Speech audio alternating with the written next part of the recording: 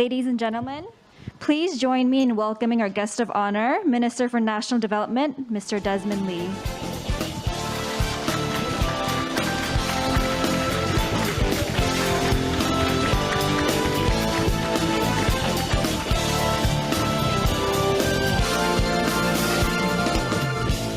Good afternoon, Minister Desmond Lee, CDL Group CEO Mr. Sherman Kwek, NParks CEO Mr. Kenneth Earle, Dr. Sylvia Earle, Excellencies, distinguished guests, ladies and gentlemen. Welcome to the opening reception of the Change the Present, Save the Ocean Climate Action Exhibition. I'm Marilyn from CDL Sustainability Department, and I'll be your MC for today. A partnership between CDL, NParks and Ocean Geographic, a marine-themed magazine with a global audience.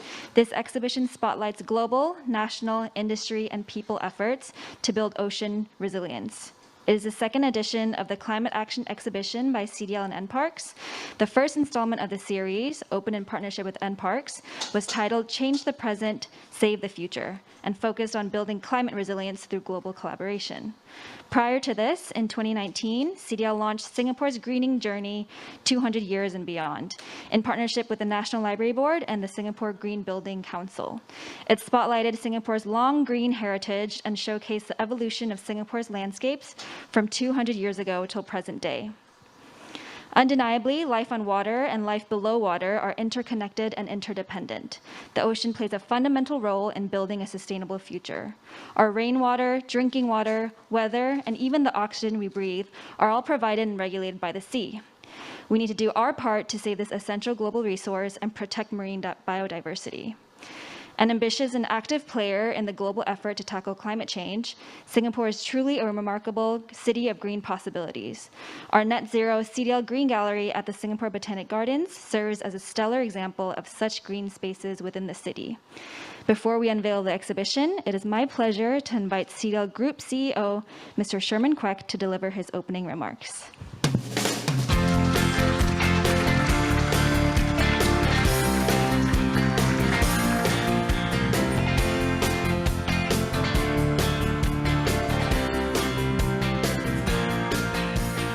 Thank you, Marilyn. I'm going to go mask off since I think I have enough distance. I wish they could take that picture down because it reminds me of a time when I had more hair. So, yeah, the years haven't been so kind on me. But anyway, Guest of Honour, Mr. Desmond Lee, Minister of National Development, Dr. Sylvia Earle, Mr. Kenneth Earle, CEO of NParks, Excellencies, distinguished guests, ladies and gentlemen, wishing you all a very good afternoon and thank you for coming for today's event. On behalf of CDL and our partner NParks and Ocean Geographic, of which Sylvia is the chairman of the editorial board, I would like to thank you for joining us today, be it in person or virtually. We have a lot of people joining virtually as well for the opening of this Change the Present, Save the Future exhibition. There is no doubt that the world is in a dire climate emergency. 9 of the 10 hottest years on record actually happened in the past decade. Despite greater action and awareness on sustainability, global temperatures continue to rise, signifying that more urgent action is needed. Singapore, located just 1 degree north of the equator, has been warming up twice as fast as the world's average rate over the past 6 decades. So this is indeed very worrying for our nation. Obviously, rapid urbanization and the urban heat island effect, all this have contributed to Singapore heating up faster. And the truth is, no country or individual will be spared from the impact of this global climate emergency. Therefore, it is critical for the world to address climate change and especially try to cap the global warming to 1.5 degrees Celsius. Many of you would have heard of this target that the world is aiming for. Of course, on the flip side, many of you who have heard me speak before would also know that I'm not terribly optimistic about the world hitting this lofty goal. I'm sure you've all heard some people have said it's already too late, and we can't do enough to cap it. And the truth is, the whole world, the effort by the rest of the world is still falling short of what is required. Even in a year like 2020, which was a year that COVID left a devastating impact, and much of human activity as we know it came to almost a standstill, we still didn't really decarbonize too much. But, having said that, I don't want to sound too negative. I mean, we shouldn't let this deter us, and we should continue to give it our best shot. It is really now or never. And for businesses, it is no longer just about generating profits. Instead, companies should be adopting a triple bottom line. This pandemic, I think, has led us to the realization that the health of the planet, its people, and the economy are all interdependent. And it is very encouraging that I think cities and organizations which have committed to the so-called net zero carbon emissions by 2050 actually account for around 90% of the world's GDP. So this is quite encouraging. And thankfully, we also see a greater convergence of commitment at global, national, and business levels to combat climate change. Closer to home, our government has announced its ambition to achieve net zero emissions by or around 2050. Government has also unveiled the Singapore Green Plan 2030. This was unveiled in February last year to chart a greener future for our country, which continues to advance, I think, Singapore's national agenda for sustainable development. So this bodes well, I think, for our planet and for our nation, and hence for our future. Now, one might ask, what does the ocean have to do with climate change? And I think it's a very valid question, because the relationship between the two is not always that apparent or obvious. The ocean, so if I'll shed some light, the ocean actually forms the Earth's primary life support system and provides everything we need for survival. Yet, we, as in humankind, has inflicted a lot of harm and damage on it. For instance, over 90% of the global warming that's been generated by human activity is absorbed by the ocean. So over 90% of the global warming is absorbed by the ocean, thus, endangering the marine life that depends on it. And also, another fact is over 80% of ocean debris, whether floating on the ocean or within it, actually comes from land-based sources, so i.e. us again, right? So therefore, reducing waste and plastic pollution is critical to ocean health, food security, and resultantly human health. Polar ice caps are fast melting. We've all seen pictures of skinny, skeletal polar bears, hunting around for food. A very, very distressing sight. And this is again another result of some of the destructive effects that have been happening due to global warming. In fact, CDL several years ago, we had hosted this famed explorer called Robert Swan. We hosted him in Singapore. He is the first person to traverse unassisted to the North and the South Poles. And we heard from him back then that it is now no longer possible to walk to the North Pole because there's insufficient ice. Much of the ice has already melted. So this is very worrying. And, perhaps another example I want to give, that will be near and dear to Sylvia's heart is coral reefs. I think in October last year, I remember reading in the Straits Times, they came up with this Straits Times interactive article that was very interesting, talking about coral reefs.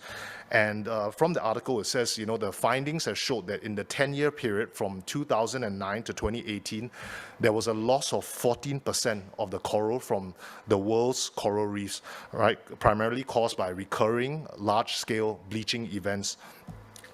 So in total, what does this 14% translate into? It translates into 11,700 square meters of hard coral was eviscerated.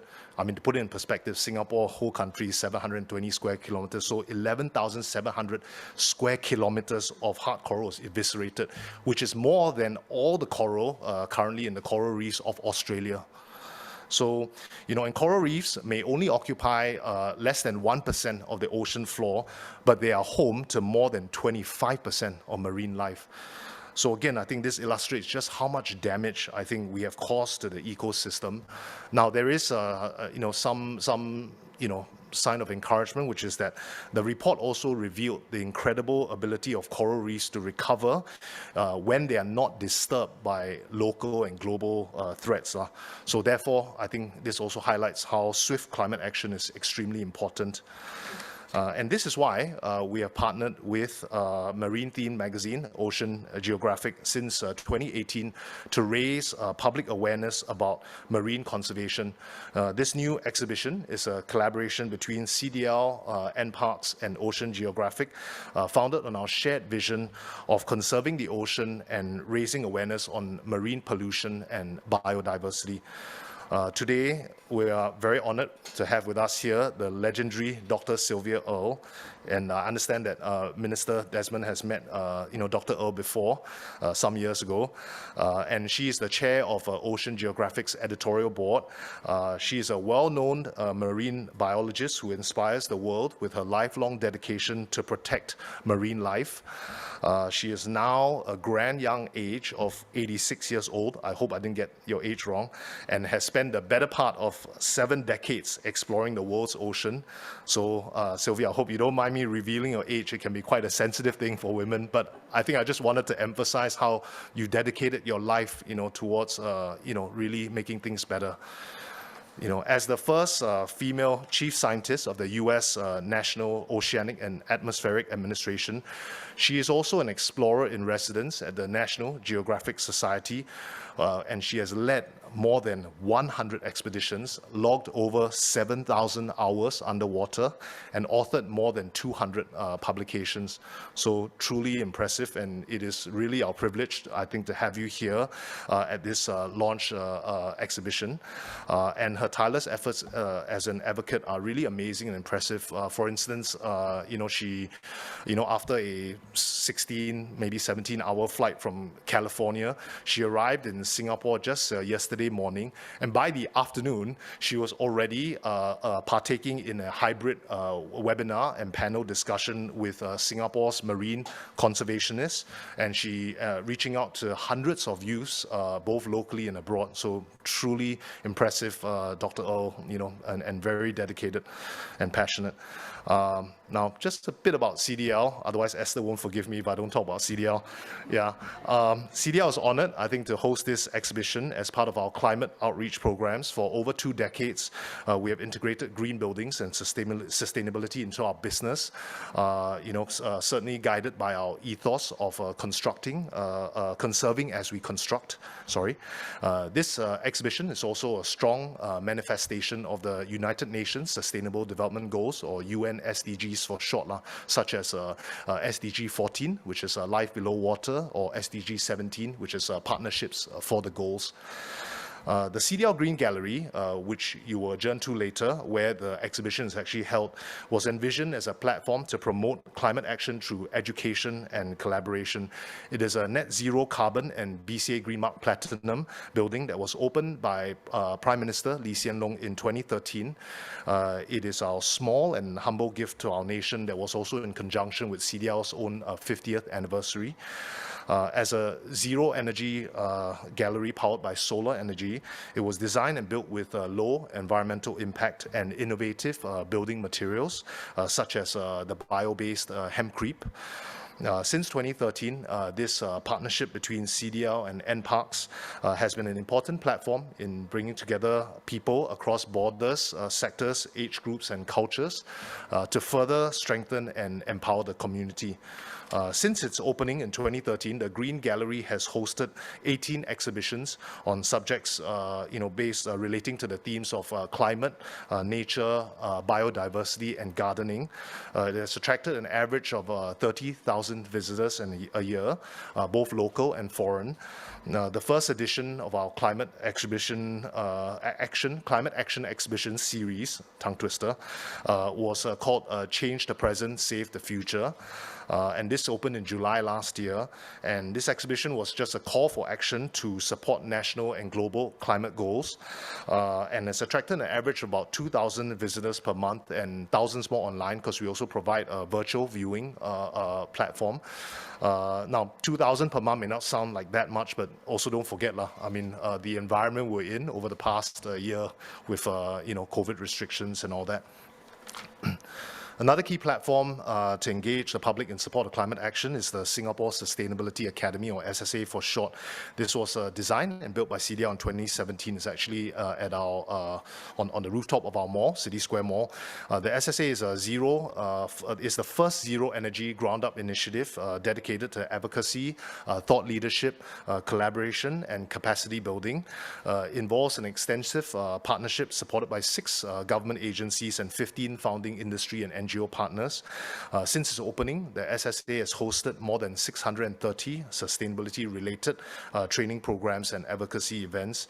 In fact, I know many of you have actually been there and more than once to attend the events we've hosted, so thank you for your support. CDL takes pride in being a strong supporter of global and national climate goals, and we are committed to turning ambition into action. In 2018, CDL was recognized by UN Global Compact as the SDG pioneer in green infrastructure and a low carbon economy. Taking our commitment one step further, we joined the Race to Zero global campaign in February last year by becoming the first real estate conglomerate in Southeast Asia to sign the World Green Building Council's Net Zero carbon buildings commitment. And then in November at COP26, which Esther attended, we also expanded our commitment to include a whole life carbon emissions approach. So basically looking at embodied carbon, especially in the materials we use. And then finally in December of last year, we successfully set more ambitious SBTI validated carbon emissions reduction targets that are aligned with a 1.5 degree Celsius warmer scenario. So we hope that all visitors to this exhibition will gain a deeper understanding of the global race to zero, marine conservation, and how it can continue to contribute to the broader transformative climate efforts. We also hope that visitors will leave the exhibition feeling empowered and inspired to effect change in their everyday lives. Time is ticking, and every action, no matter how big or how small, actually contributes to saving our planet.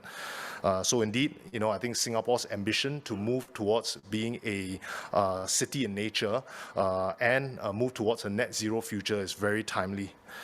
So in closing, I would like to extend my heartfelt appreciation to Minister Desmond Lee for officiating the opening of this exhibition, despite him having a very, very busy schedule.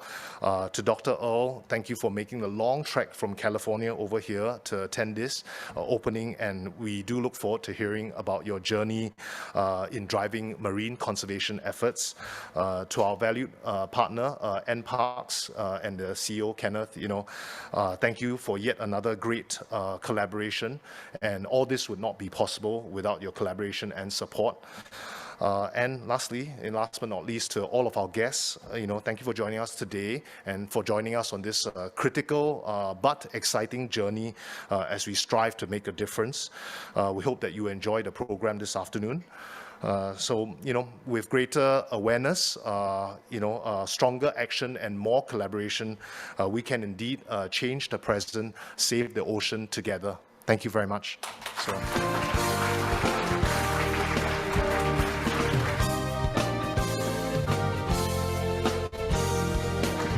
Thank you, Mr. Quek, for sharing with us CDL's long-standing commitment to greening the built environment, as well as CDL's extensive efforts in public, private, and people partnerships in Singapore and beyond. Collaboration is truly key to supporting Singapore's vision of building a sustainable future. I'm sure our audience will be very keen to hear more about the Singapore Green Plan and the national efforts undertaken to protect our ocean. It is now my honor to invite Minister Desmond Lee to share more about Singapore's green vision.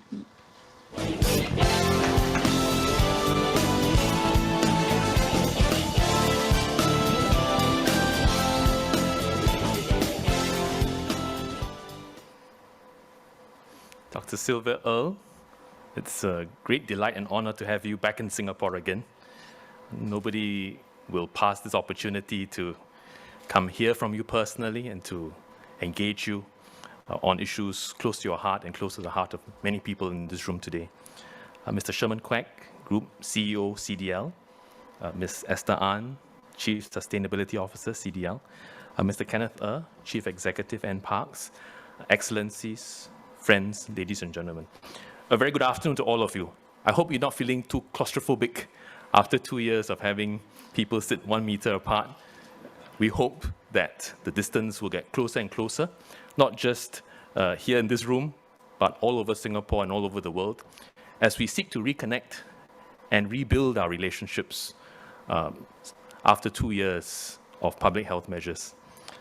I'm indeed delighted to be here for the opening of our second climate action exhibition, Change the Present, Save the Ocean, held in collaboration with City Developments Limited. I would like to say a very big thank you to CDL for making this meaningful exhibition possible. CDL has also created a virtual 3D version of the exhibition so that those who can't visit the gallery in person can enjoy it from the comfort of their home, wherever in Singapore and the world they are.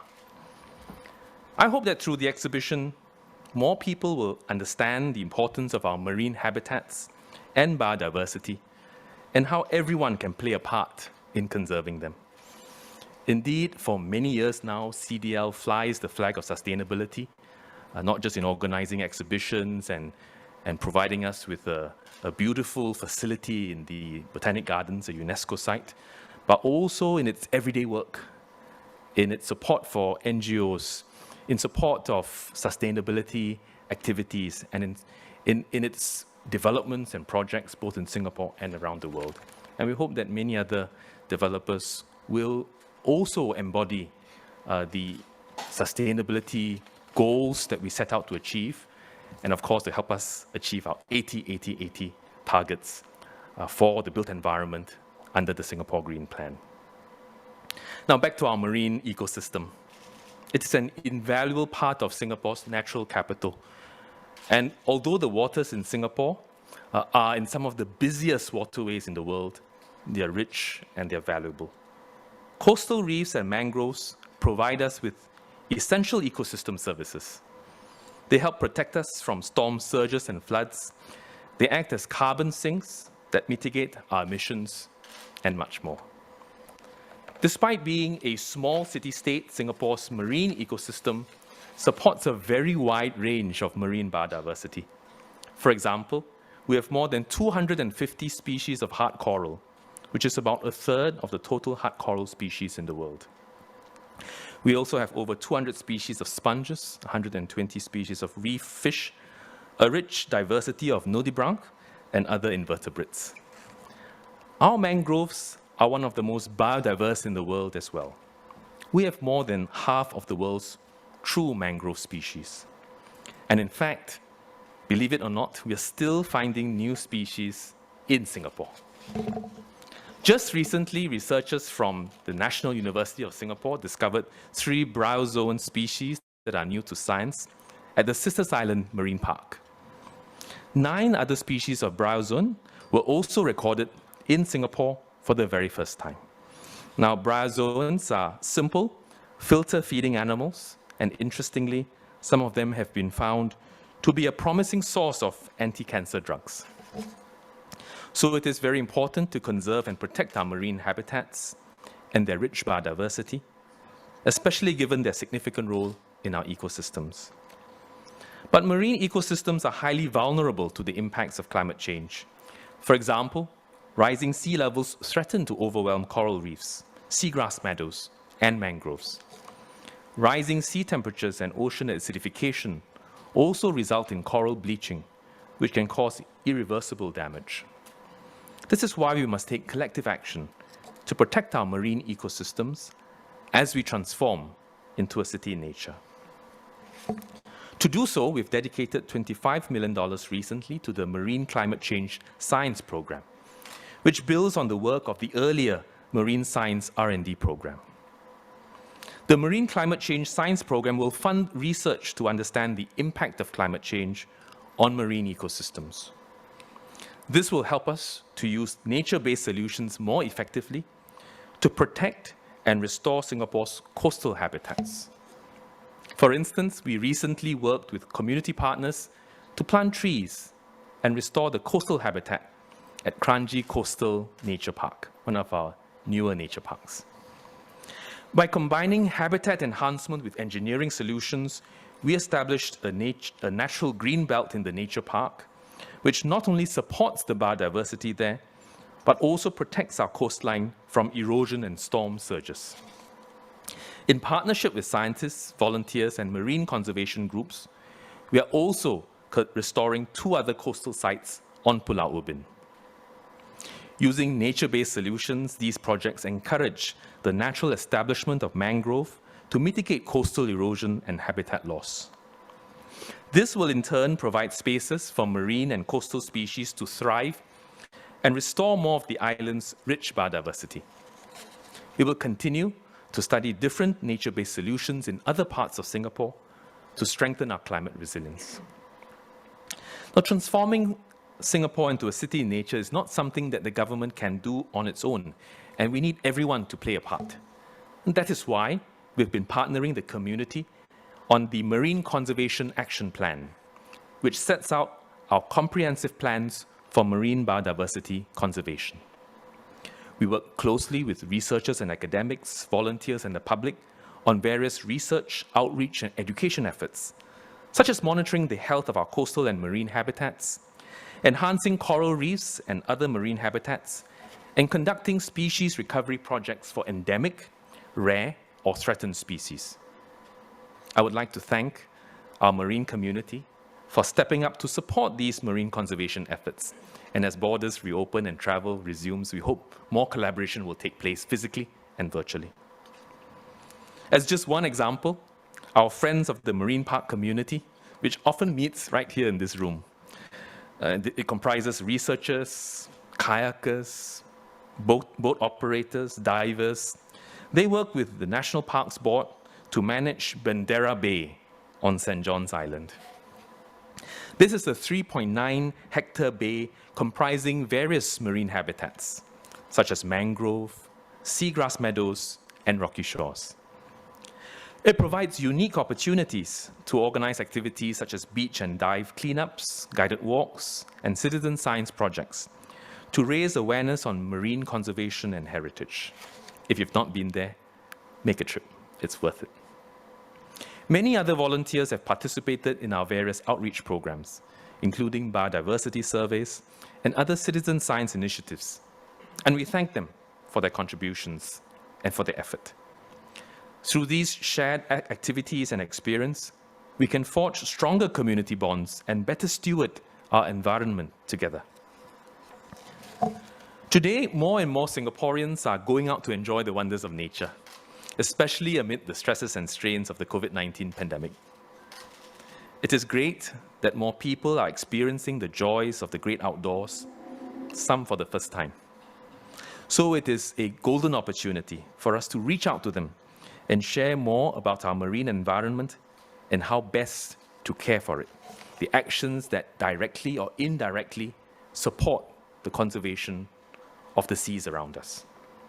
If you're keen to join us on this effort, there are many ways to volunteer, and here I'm making a pitch for my colleagues at NParks. You can join our Intertidal Watch citizen program and share your knowledge of our intertidal zone with visitors. Well, the next low tide season is coming up, and we're working with our community partners, stakeholders, and NGOs to take this opportunity to turn things around, to reach out to communities who are quite excited about exploring our rocky shores, and use this opportunity to reach out to them, share with them that knowledge, share with them that spirit of stewardship. Or you can help to share responsible etiquette that all of us should practice when visiting these intertidal habitats and other coastal areas in Singapore. So join us in May. You can also join us on our biodiversity surveys and habitat restoration programs, such as at Chek Jawa Wetlands on Pulau Ubin. So in conclusion, let us all do our part so that everyone, including our future generations, can continue to appreciate our precious biodiversity in its natural habitat and in all its glory. Thank you. We're looking forward to hearing Dr. Sylvia Earle.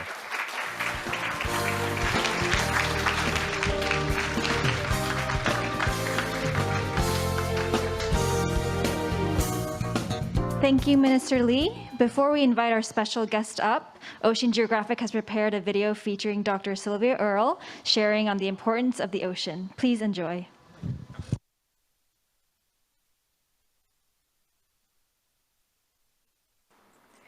The ocean is the foundation of life on Earth.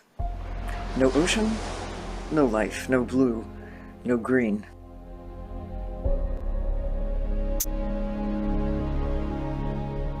Without a healthy ocean, all life on the planet will fail. We need the ocean, and now the ocean needs us to listen up, take action, to take care of the ocean that takes care of us. All life requires water, and 97% of Earth's water is ocean. It should not be surprising that about 97% of life on Earth is ocean life.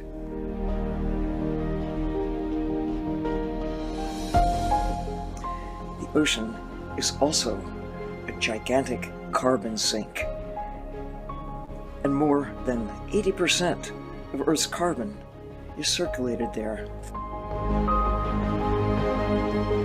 The connections between the ocean, the atmosphere, the land, and all of the fabric of life are complex and inseparable. All are now being impacted by rapid climate change.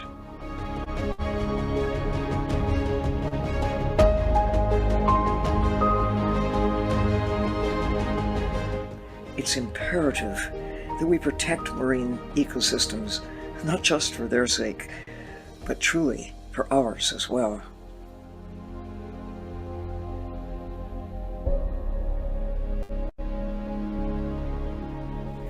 Coastal blue carbon, the carbon stored in mangroves, seagrasses, kelp forests, tidal marshes, all of these are vitally important to combat the climate crisis. These blue carbon ecosystems take carbon out of the atmosphere at a significantly higher rate than even terrestrial rainforests.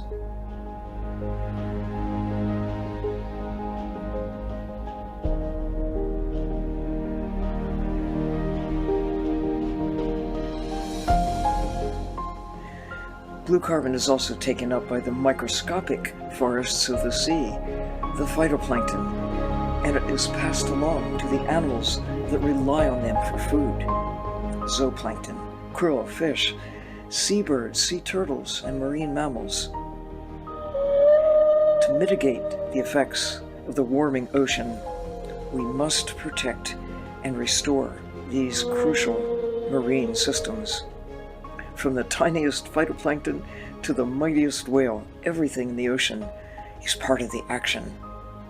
We're starting to understand how all of the pieces of this vast oceanic puzzle fit together.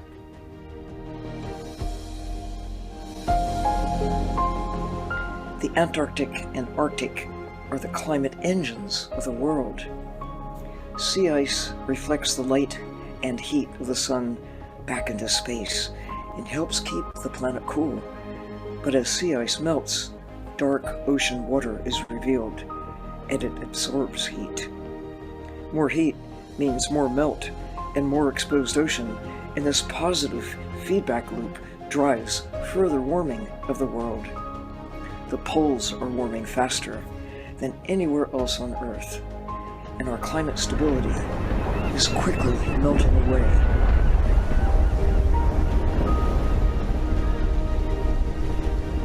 In February 2023, an expedition to Antarctica is being planned. I invite you to apply to be a part of a gathering of about 100 individuals, a brain trust assembled from all over the world. Those who have talents in science, art, economics, those who care about what it is possible to do right now and are willing to take their mighty powers, whatever they are, to move from where we are to get to a better place with respect to our influence on global climate.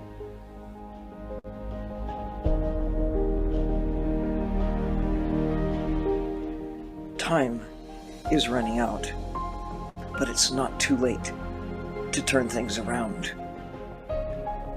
Every action counts. I encourage you to learn more about the ocean, how the ocean works, who lives in the ocean, how we're impacting the ocean, and what we can do to turn from decline to recovery, to reach a turning point before we get to tipping points. Look around.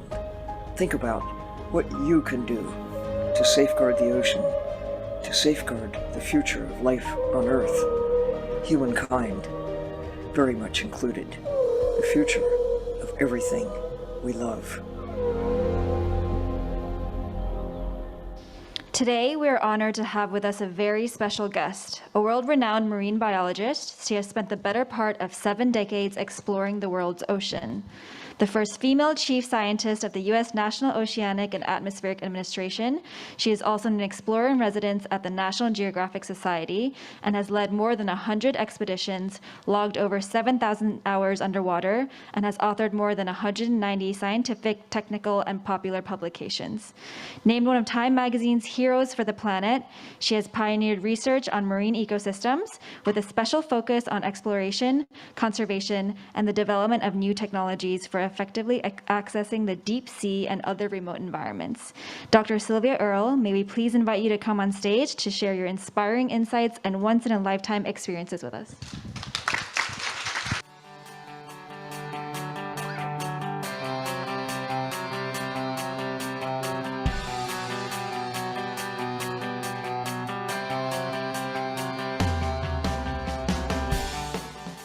So,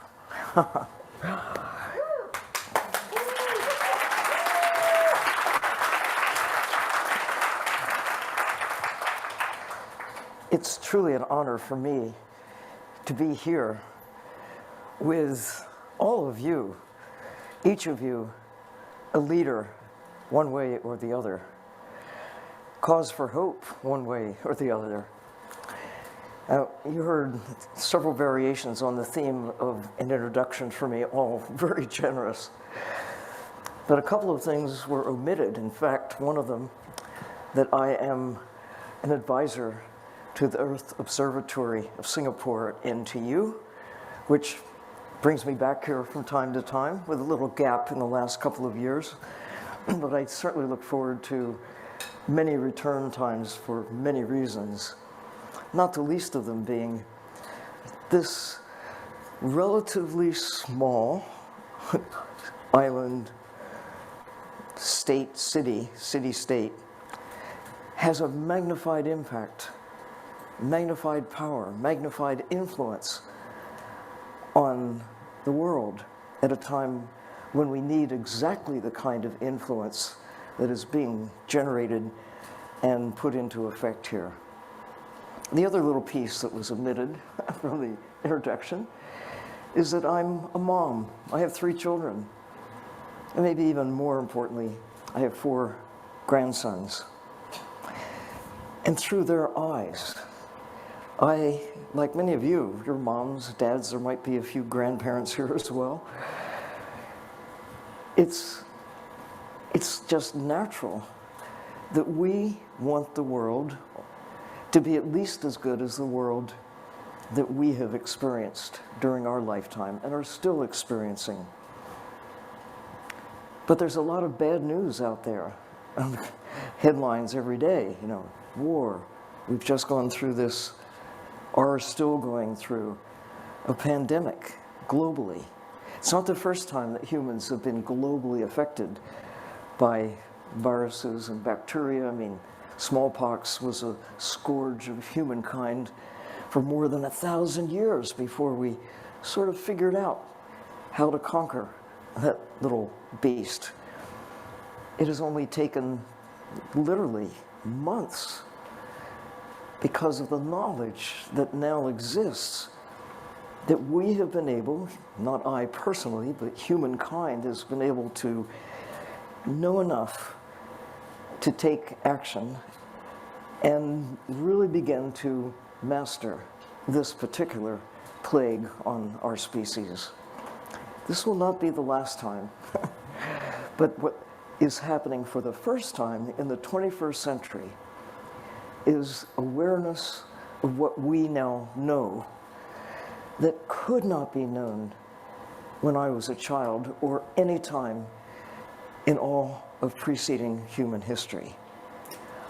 I tell children, including my own and my grandkids, that all things considered, we get this headline about climate change and it's terrifying.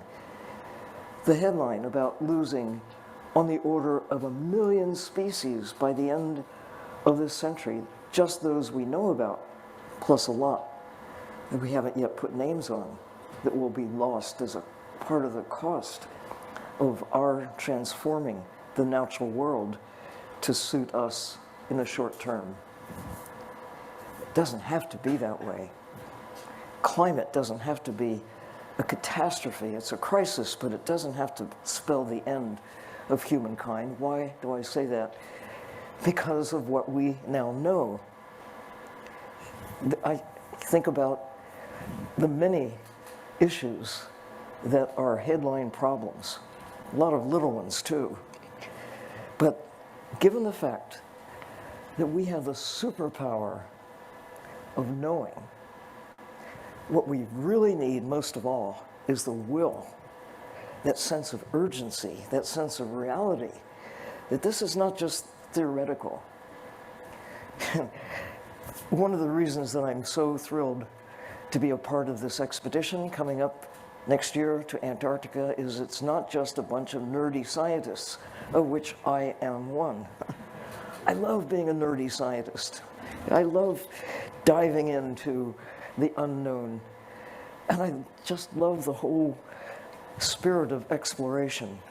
It's what makes humans who we are. We've been exploring and finding out new things for as long as humans have been around, and we're still doing it.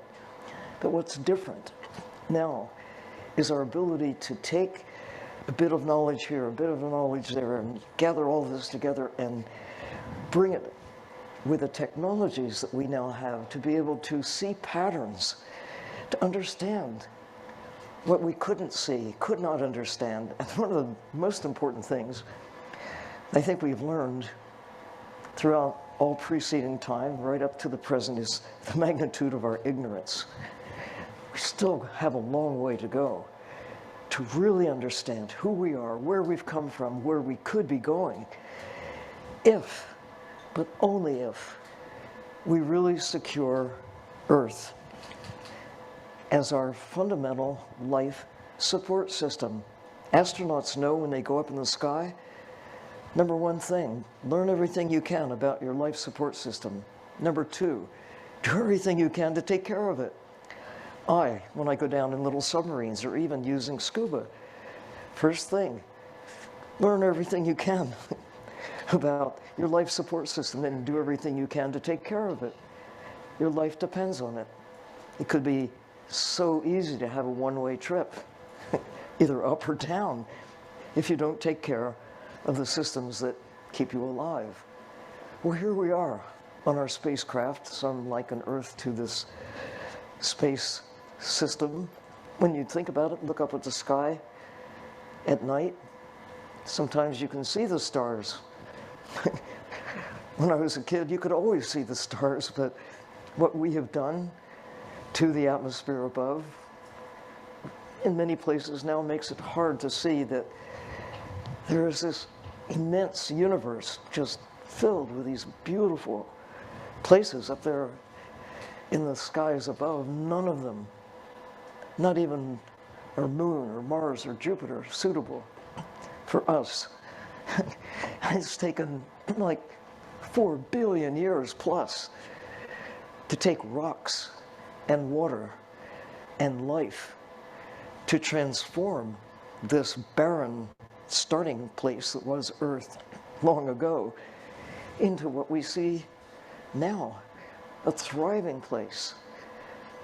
Our lives, our existence, really, we now understand, depends on maintaining the fabric of life that generates oxygen, captures carbon, distributes the elements of life, nitrogen, sulfur, of course, oxygen, water, the water cycle, things that I kind of vaguely learned about as a kid, But nobody knew to the extent that the kids of today know, because they are the beneficiaries of what has been learned before.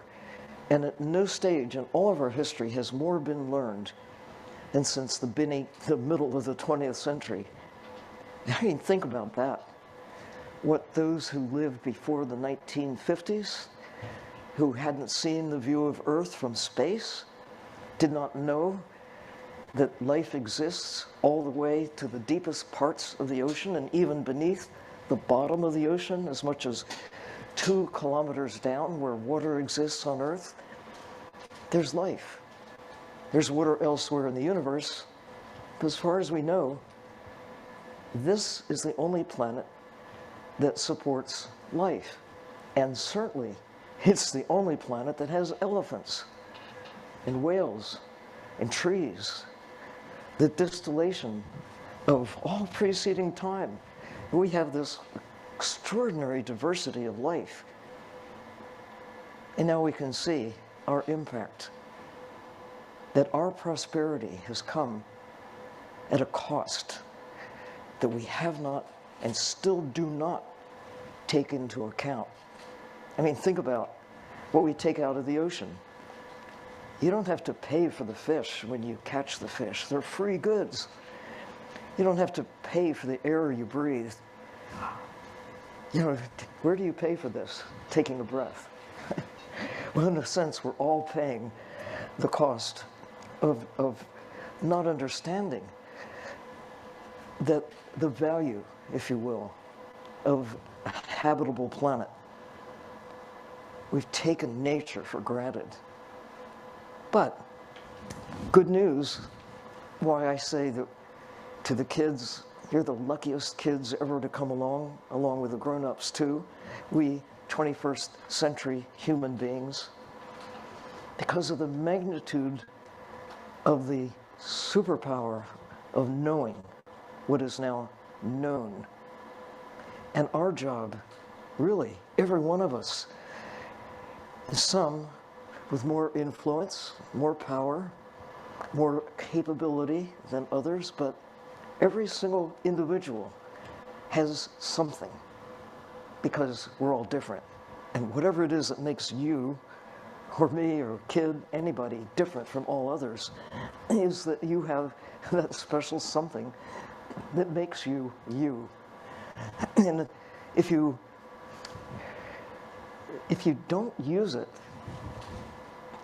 to make that most fundamental thing, taking care of the world that takes care of us, that makes your existence possible, that makes everything that we care about, the past, our music, our art, all the great works of architecture, all vulnerable, unless we take care of that basic issue that we now face.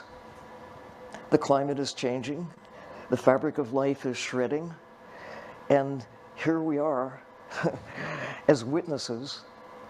I've been a witness a bit longer than I think anybody else in this room, which has some advantages along with the disadvantages. I have not only been able to look at the facts and figures, anybody can do that. Anybody can look at what happens when you take that information and synthesize it, and you can see the patterns, look at the models. As never before, we can anticipate what the future is going to be based on what we know of the past and looking at the trends that our predecessors could not, because they did not have the knowledge base that we are lucky to have. But it's more than that. Getting the information into your minds and hearts is one thing, but then what do you do with it? What causes you to be inspired? What causes you to say, not just, yeah, we got some problems, I guess we have to figure out different modes of energy, and yeah, I wish we hadn't really destroyed all those mangroves, but, you know, what can I do as an individual if you're motivated?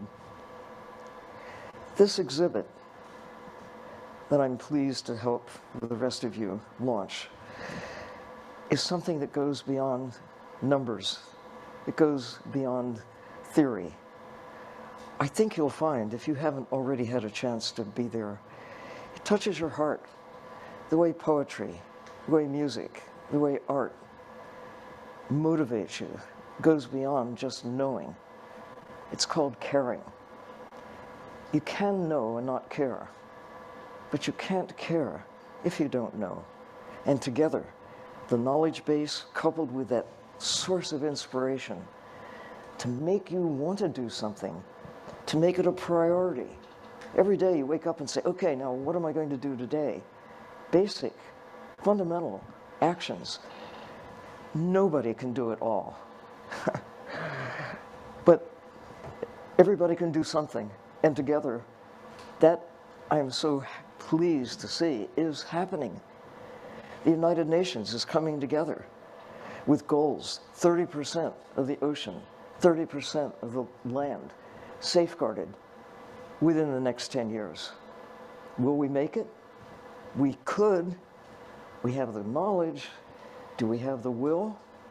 What can anybody do to move from where we are on this downhill trajectory to turn? That's what's exciting to me, to be a witness to this new era, this positive era. In spite of all the bad news, I think there is a wave of enthusiasm armed with knowledge that we can do this. We can. The kids won't let us get away with anything else. It's their future. And we've got power to make their future at least as good as what we have experienced. And if we get it right, it can be even better. It's a big job because there are now nearly 8 billion humans, and Earth is the same size as when I arrived, and there are only 2 billion humans. And the impact of my species on Earth has been profound. But as I said in the film, as you hear all over listen, it's not too late. I can look back at a time that was worse in many ways. We've improved health. We've improved food security. We've improved on so many fronts.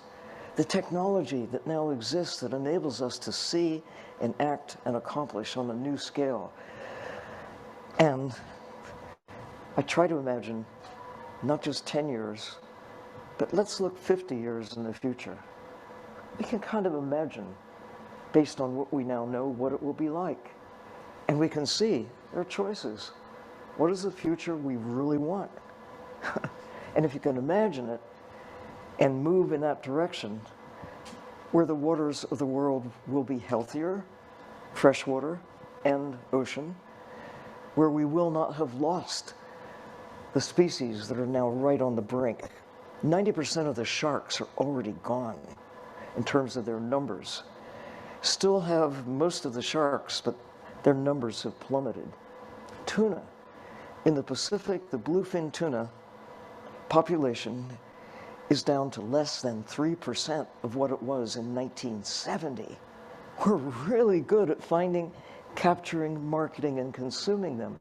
Can we be at least as good in protecting the last few that remain, whether you like them on your plate or in the ocean, capturing carbon, being a part of the great ocean food webs, whatever, however you like your tuna, or your swordfish, or your squid, or your grouper, or whatever it is.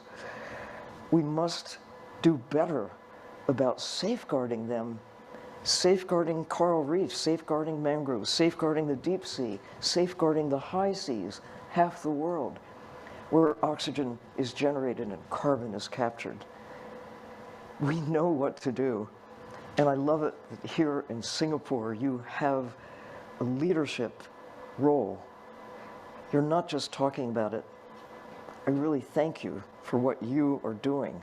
You're doing it.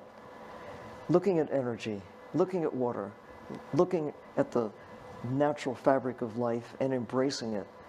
Seriously, thank you for having me here to be a voice for the ocean, for the past, and for those who can't be here, all those kids in the future all those creatures out there in the wild who are not here to speak for themselves.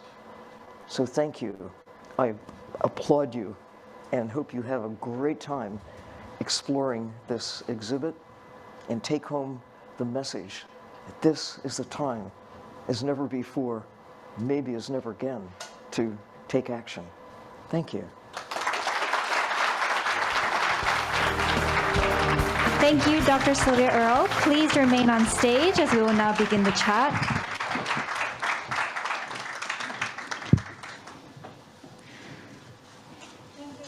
Over. Thank you, everyone. Good afternoon. I have the privilege to have a 10 minutes very intense chat with my idol. And I thought I'm very energetic, but after I saw, Sylvia in action, I don't think, boss, I'm not going to retire too soon, so yeah, sorry. So Sylvia, we only have very little time for the, before we tour the exhibition. And you talk about you are the voice of the ocean. Indeed, you were. Yesterday, we have 3 kids interviewing Sylvia, asking her about anything about how does the shark like when you touch the shark?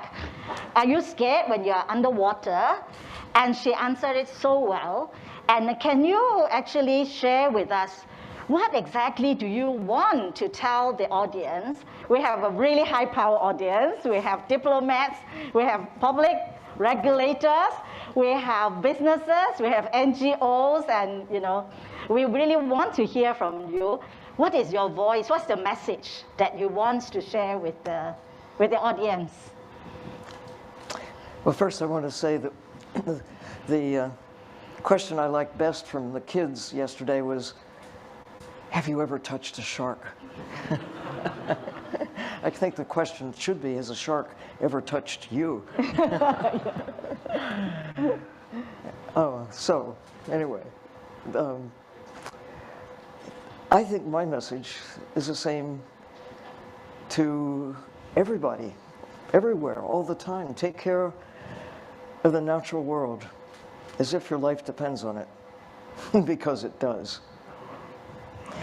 We've depended on the air, the water, the fabric of life, largely with an approach of taking, consuming, overwhelming.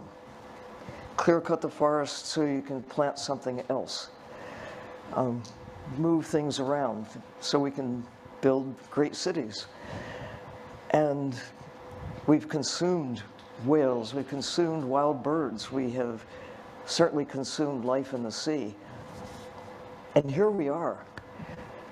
I mean, on one hand, it would seem we are so successful as a species from where we were in 1800, when there were just 1 billion humans on Earth. Here we are only 200 years later, and nearly 8 billion of us. And I've been a witness of the most swift part of that trajectory, and the numbers continue to climb. But I think the evidence is pretty clear that we have to behave ourselves. We can't consume all the fish. We came really close to consuming all of the whales. I mean, we had the potential, and we still have the potential for eliminating every last whale. We certainly have the technology. We came so close in the 20th century to achieving it without even trying to. But we stopped. 1986 marked a turning point when commercial whaling, by general accord around the world, we stopped killing them commercially. And we're killing them now with plastic and taking their food. There are more than one way to kill a whale. But having stopped the commercial killing, whales have increased. There are more whales today than when I was a child, more turtles. There's some bird species that were on their way out, and some have disappeared. But because we care about them, we protect their migratory routes. We value them. I mean, there's a multi-billion-dollar industry just from watching birds, investing in feeding birds, investing in taking photographs of birds. I mean, it's really exciting to see this attitude from, just taking birds for food.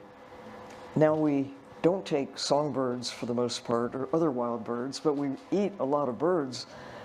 Consider Kentucky Fried Chicken, or all the other ways that we cultivate birds for food. But we can change. We have changed from the beginning of our existence to the present time. But can we change fast enough?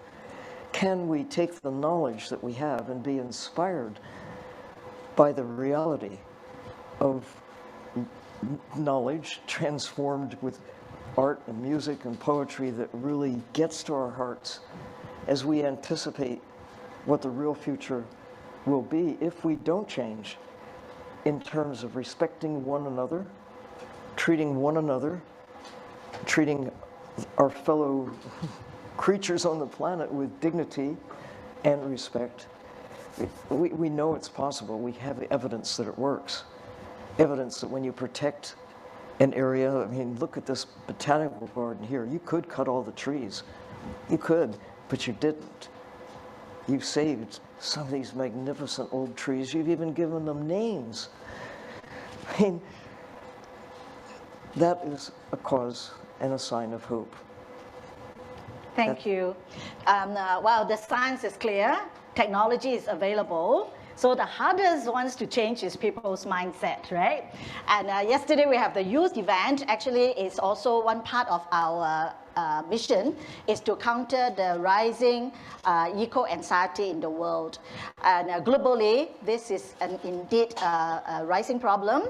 And in a recent survey, more than 75% of 10,000 young people under the survey show that and agree that they are not hopeful about the future. But yesterday, after the youth event, it was a full house event, and they're standing, at the back also. And the queue that lined up, to get a picture with Sylvia and autograph was longer than the chicken rice store, the best chicken rice store in Singapore. So, Dr. Earle, you and Dr. Jane Goodall, another of my idol, both highlight the fact about hope. So can you share, with the audience here, how can we give hope to, businesses, to young people again, and also the children who interviewed you yesterday? Well, I just look at the evidence. I can see plenty of reason for despair, and it could drag you down and immobilize anybody. And I'm human, so I see the dark side, and I can sometimes feel pretty depressed, but I can't let it.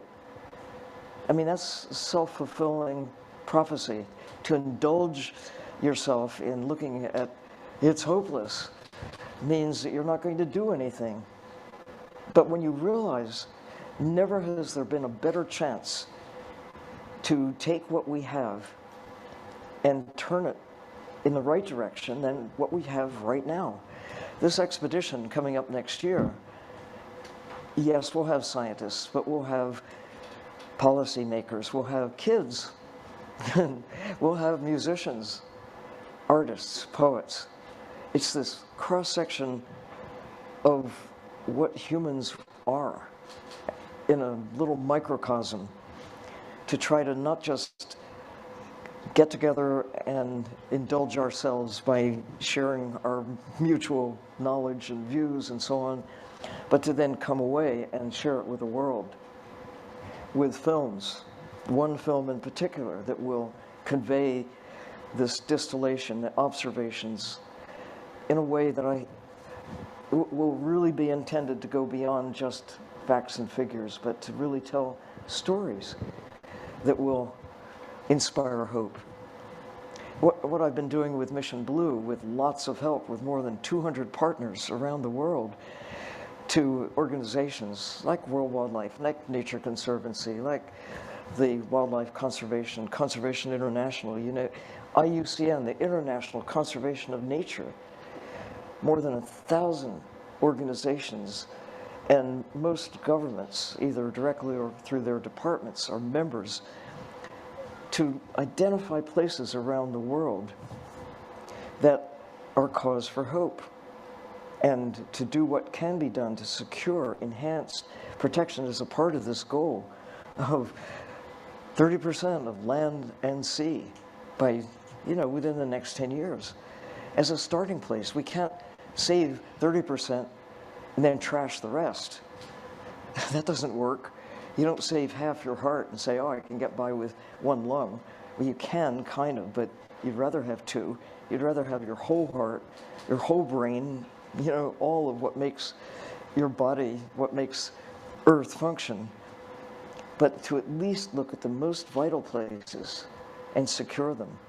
And now, around the world, there are 140 hope spots that have been identified as with champions and communities that, if protected, will add enormously to this goal of 30% by 2030 and beyond, to create that ethic of caring about all of it. That we need to just come with a new relationship, new respect for life, wherever it occurs. Human life very much included. Thank you. Unfortunately, we don't have enough time then we will have some conversation during the tour of the exhibition. And we hope wish you all the best in this Antarctica climate expedition, and come back with the 23 resolutions that can change the world and change the trajectory of, climate change. And together we can save the ocean and save the climate. Thank you very much. And over to you, Marilyn. Thank you so much, Dr. Sylvia Earle and Ms. An, for sharing your insight and hope in this very engaging discussion. Please remain on stage for the next segment of the program. May I now invite Minister Lee, Mr. Sherman Kwek, and Mr. Kenneth Earle to join them on stage, please.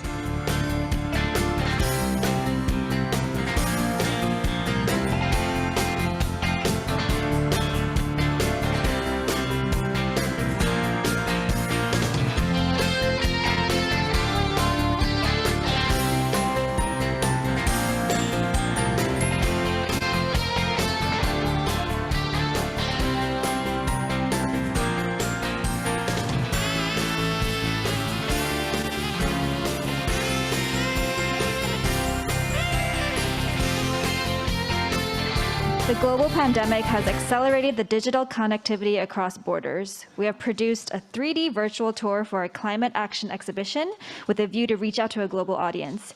We hope that visitors from all around the world will join us in Singapore to change the present and save the ocean. May we have Minister Lee and Dr. Earle do the honor of launching both the physical and digital climate action exhibition on the count of 3. 3, 2, 1.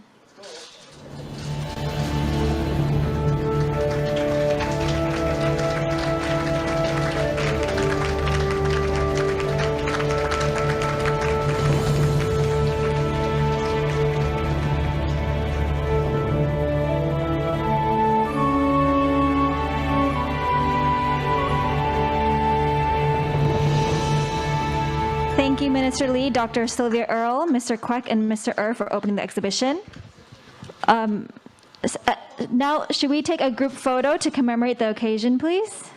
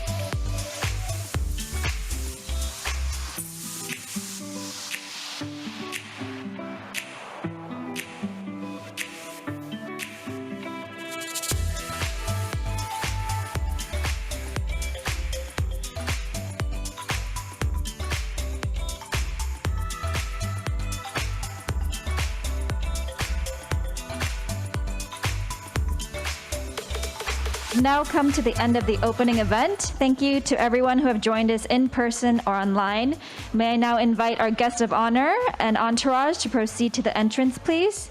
Our ushers will show you the way to the CDL Green Gallery for the tour of the exhibition. To keep a safe distance, please allow our ushers to guide the rest of the guests to tour the exhibition. For our virtual guests, the exhibition is open every day from 9 a.m. to 6 p.m. We warmly invite you to view it in person from now until August 2022. The exhibition is already available online at www.cdlsustainability.com. The link is posted in the Zoom chat box as well. Stay safe and farewell.